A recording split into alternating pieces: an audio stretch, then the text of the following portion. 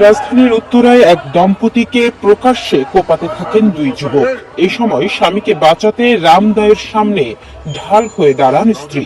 Viral হওয়া ওই ভিডিওতে দেখা যায় স্বামীকে পেছনে লুকিয়ে রাখার চেষ্টা করছেন আর ধারালো অস্ত্রের সামনে চলে এসেছেন স্ত্রী।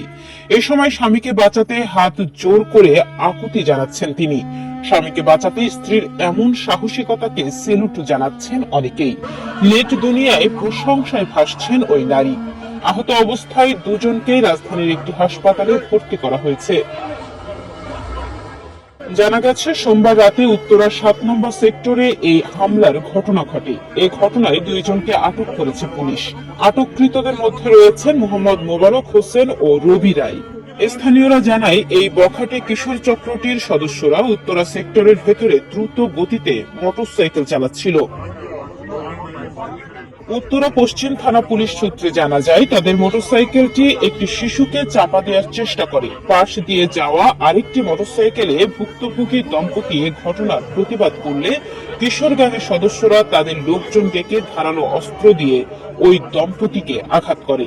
এক পর্যায়ে জনগণ তাদের দুজনকে ধরে গণধোলাই দিয়ে পুলিশে সোপর্দ করেন।